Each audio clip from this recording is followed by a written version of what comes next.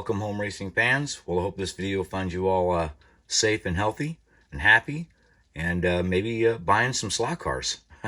That's a good thing to do. That's what I've done here. This is the new Scalextric IROC Camaro. I have to tell you that for me personally, this could be my slot car of the year because it's such an important mold. We've needed a car like this in the USA market for a very long time, and it's finally here. It's finally nice to see some really fresh thinking, for our market. So, being behind the scenes a little bit, I was fortunate for that. We had the early prototype from Dave Kennedy. Very exciting to see this car come to life. The IROC series, International Race of Champions, very popular series, especially back then. And the Camaro, 86 Camaro, well, that was the icon. And I think they've done a pretty good job. Nothing's perfect, but I think they've done a pretty good job. On the outside, the markings in the paint, of course, there's no driver name as there should be right here. So you're left to do that on your own or not at all. That's up to you. I can understand because of licensing, some names would be, hard to get permission for. So I understand that. That's okay. Wheels look really good. Most of them have a little bit more chrome finish, but I can live with this. That's not bad. But like I said, on the outside, the markings pretty crisp and clean. Not everything's perfect. If you go by the numbers, one of the first things you experts out there are going to notice is this whole greenhouse area right here is just too low. It just doesn't look like that at all. It's a little bit low. Makes a good slot car, but for scale enthusiast, not so much. But it doesn't bother me that much. It could have been a lot worse, but other than that, I think it looks pretty good by the numbers. It's pretty close, so really no complaints there. I'm just happy to see the car. Another thing that concerns me about this car before we go any further looking is the clearance here between the tire and the body is extremely close. In fact, it's very close to rubbing on my model, but it doesn't, but it's very close. So you need to be aware of that.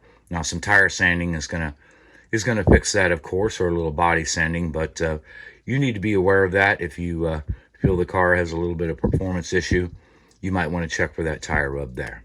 But anyway, on the outside, like I said, I think the markings, everything's just pretty well done. Have no complaints there. Underneath, we see the inline as we expected, inline configuration. So no surprises there. Of course, you can see your digital door there, so it is compatible. Anyway, on the outside, like I said, it's pretty good.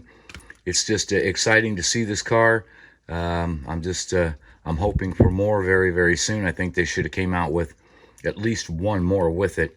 It is the IROC series cars, and even the Scalextric sets have 2 lanes. We should at least had another one with it. But anyway, that's just my personal opinion. Anyway, that's on the outside. We're going to take a look at the inside and give it our road test.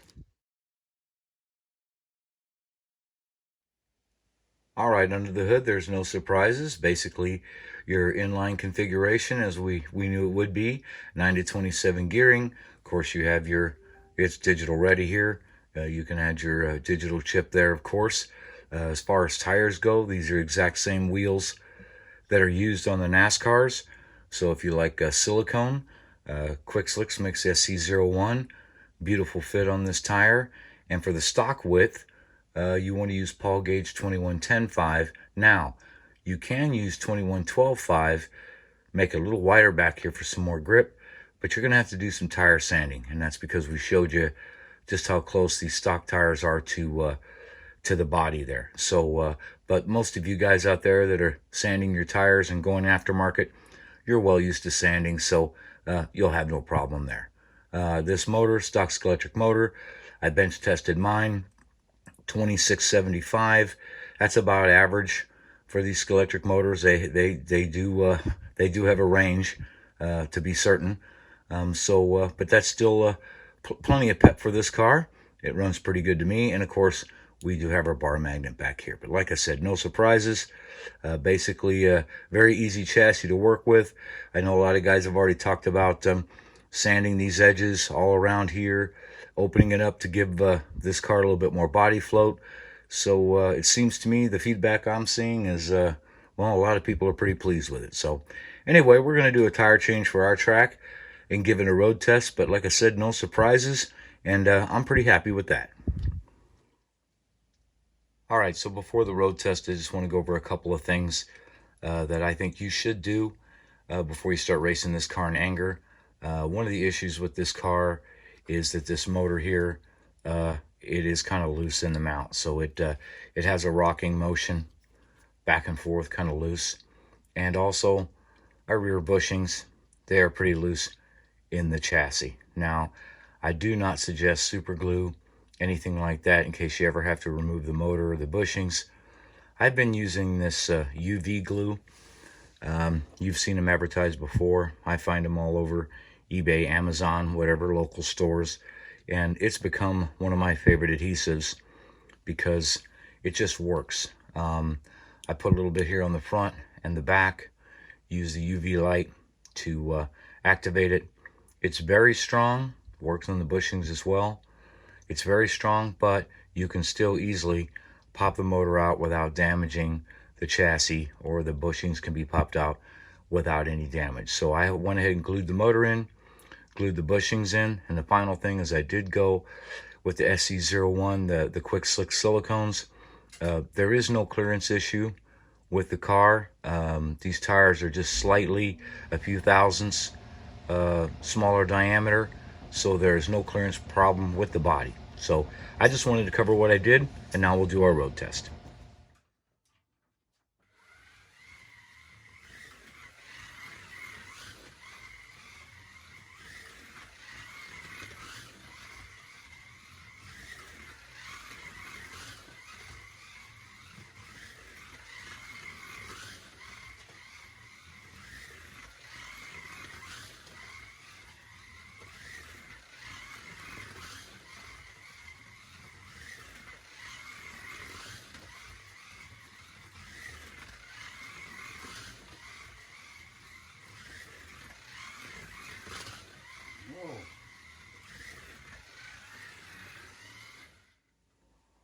Okay, that wasn't a bad road test.